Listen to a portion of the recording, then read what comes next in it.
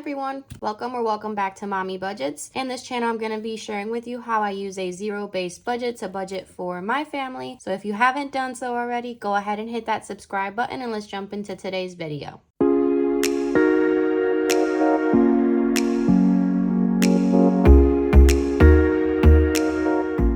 Today we're going to be doing a paycheck breakdown for our first paycheck of November. Before we jump into breaking down the paycheck, it is a new month, so we do have to fill out a new budget calendar. I did take care of the bill tracker already, so I filled in all of my bills for the month, the amount due, as well as the due date. That way I have no excuse. I know when things are going to come out of our bank account. I know exactly how much is going to come out of our bank account. It's just such a great little tool to just keep track of everything. But now I'm going to go ahead and use this information to transfer it over into the budget calendar. What I'm going to do is I'm going to add our paydays. I'm going to transfer over the bills, and then I'm going to highlight my paydays and my bills. So I'm going to highlight which bills I want to pay with certain paychecks, and it'll make more sense once I have it written out. So let me go ahead and take care of that real quick.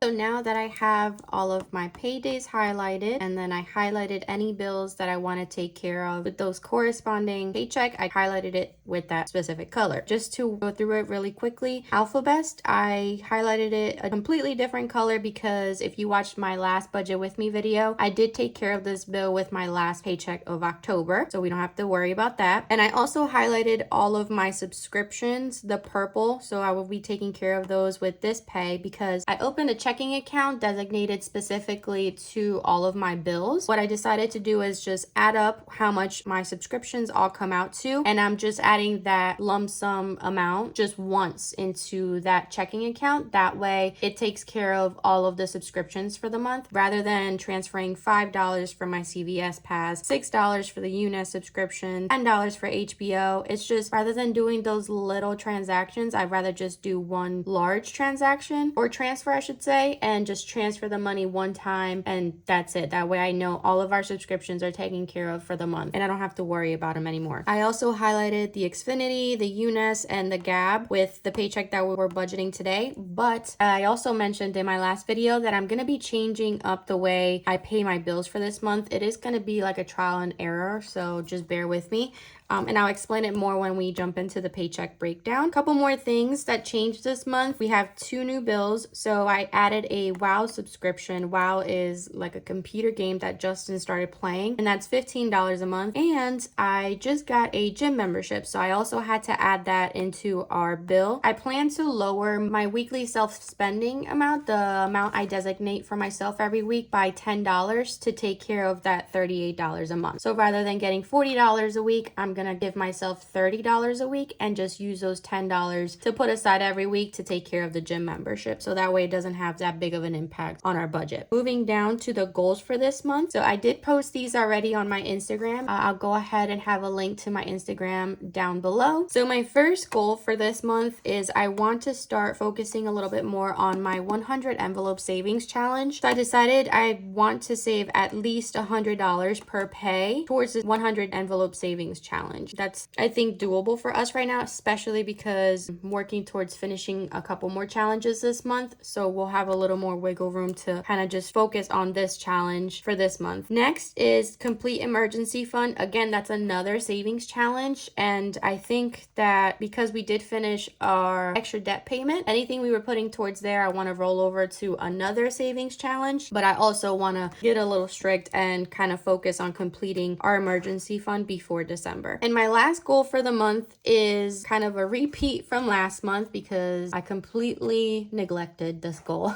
last month, and that's to implement no spend days. But in order to keep track of them and be a little more serious about that goal, I decided to download myself a tracker for the no spend days, and I figured it would make it a little more fun, and that way I feel like the sheet makes it a little bit easier for me to be more accountable when it comes to the no spend days. So let me grab it. All right. right, so here's the worksheet that I downloaded. It's from, sorry, my printer cut off the bottom. It's Cash and Spanglish. I follow her on Instagram, and I believe she also has a YouTube. I'll have all her information linked down below. But I love this tracker because it gives you, so it's technically an online shopping edition, but I'm just gonna use it to track, you know, the days that I don't spend and the days that I do spend. So my rule for, because I know everybody does it a little bit different. So for my no spend challenge, what I count as no spend is if I don't spend on anything that I did not budget for, if that makes sense. So the only time I count it as a spend day is if I either went over budget or if I made a purchase for something that I didn't budget for. Then that's when I consider it a spend day. I know that's not as strict when it comes to no spend days, but I want to start off pretty, you know, simple. So as of right now, I have had 2 no spend days, and this tracker is actually free. She has a little free shop that you can download these forms from. Like I said, I'll have everything linked down below so you guys can go check her out and download the tracker yourself, and maybe you can join me on this challenge.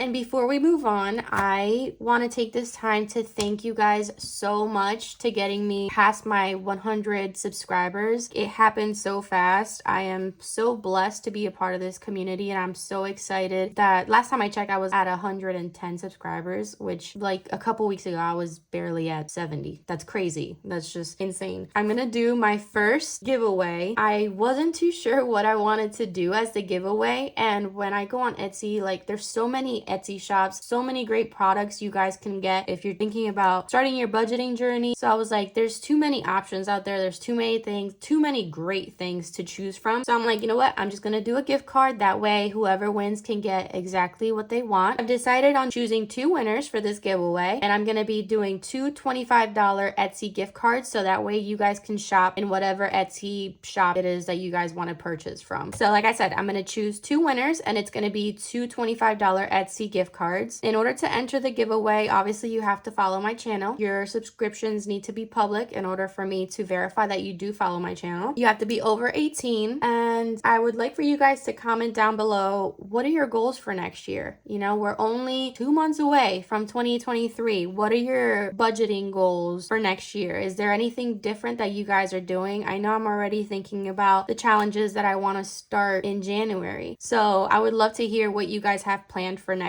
year. So just tell me, you know, some of your goals. I would love to hear about it. Rules again, real quick. You have to be over 18. You have to be publicly subscribed to my channel, and just go ahead and leave me a comment and let me know what your goals for next year are. Okay, so now that my budget calendar is all filled, we can go ahead and jump into the paycheck breakdown. And this is our first paycheck of November, and we're going to be working with a total of $1,430 today. So now we're going to move down to bills. Now, I am going to change the way I do this section. And what I mean by that is that rather than budgeting for my bill amount specifically, I'm going to be budgeting a specific amount that I'm going to be transferring into my bill account. I know that's a little confusing, so let me write it out. For my bill account, I'm going to be transferring a total of $625. Now, if you look at the bills that I'm going to be taking care of with this paycheck, so technically is Xfinity, which is my cable, UNest, which is my boy's savings account, and then everything else is a subscription. So I'm just going to put subscription here, and then I'm going to write here under the budget column how much these bills come out to, 50, and then subscriptions I'm going to up to 120 because of that WOW subscription. It's an added $15 to our subscription total. I am going to be transferring $625 into our bill account, but I am only going to be paying, if we add these amounts up, 129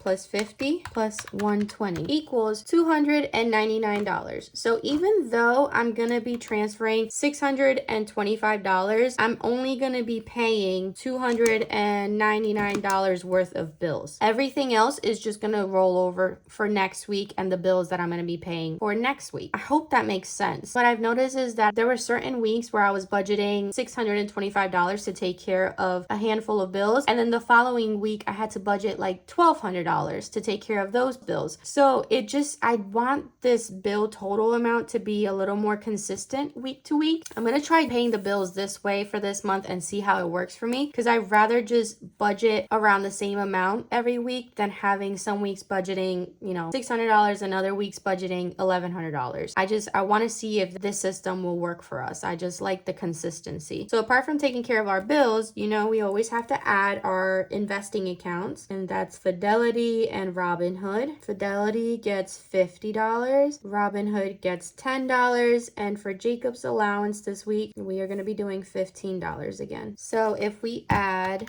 625 plus 50 plus 10 plus 15, we get a total of $700. So now that we have our bill total of $700, we're going to subtract the $700 from our income, which is $1,430. And that gives us a leftover of $730. Now, we are done with our budget calendar. So I'm going to go ahead and put it off to the side. Now we can move down to our cash envelope. And this is the amount that is going to go into our wallet to hold us over to our next paycheck. So let me go ahead and write down my categories.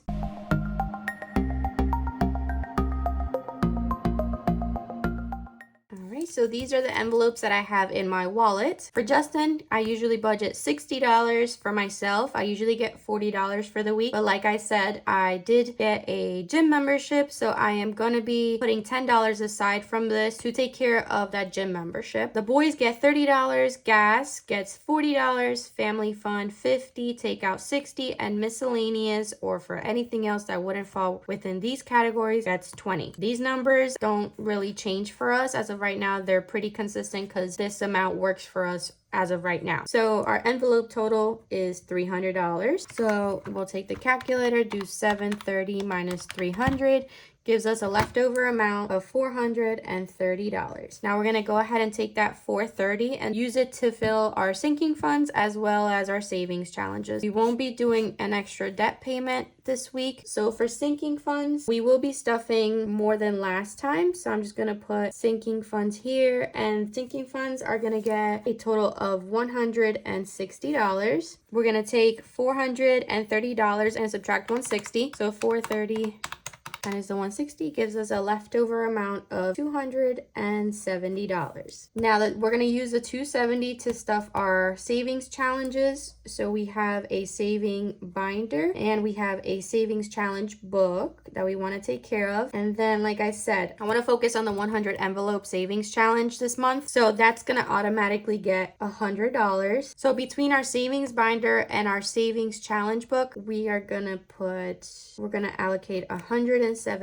for that, which if you add 170 plus 100, it's $270. And if we do 270 minus 270 gives us 0 for a zero-based budget, which is what we're looking for. Now for our goals for this paycheck, I don't want to give away too much, but I wanted to focus on our savings challenges, which if you see, our savings challenges are getting a little over $100 more than our sinking funds. And there's a reason for that, and I'll go more in depth in my savings challenge video. So let's go down to budget recap. We got paid a total of $1,430 this pay. Our bill total came out to $700. Our wallet is going to get a total of $300. Nothing towards debt. Sinking funds are going to get $160, and we're going to save a total of $270 with this pay. You want all of your totals to equal out to your income. So if we do 700 plus 300 plus 160 plus 270 gives us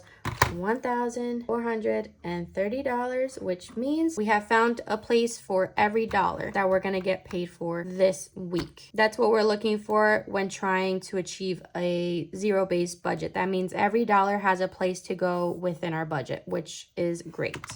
So I want to take this time to thank you guys so much for sticking around for the entire video. And again, I want to thank you so much for helping me reach my 100 subscribers goal. And don't forget about the giveaway. Go ahead and leave your comments. Make sure you're subscribed to the channel. Like, comment on the video, and I'll catch you guys in my next one. Bye-bye.